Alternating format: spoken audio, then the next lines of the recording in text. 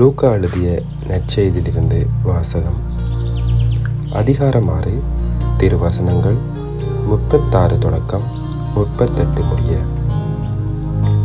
அக்காலத்தில் இயேசு தம் சீடர்களை நோக்கி கூறியது: உங்கள் தந்தை இரக்கமுள்ளவராய் இருப்பது போல நீங்களும் இரக்கமுள்ளவராய் இருங்கள். பிறர் குற்றவாளிகள் என தீர்ப்பளிக்காதீர்கள், அப்போதுதான் நீங்களும் தீர்ப்புக்கு உள்ளாக மாட்டீர்கள்.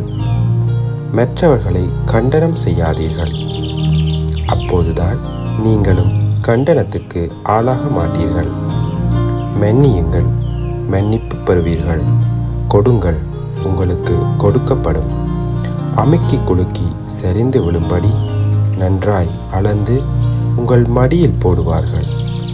நீங்கள் எந்த அளவையால் அளக்கிறீர்களோ அதே அளவையால் உங்களுக்கும் அளக்கப்படும்.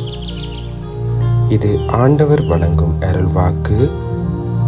கிறிஸ்துவே உமக்கு புகழ்.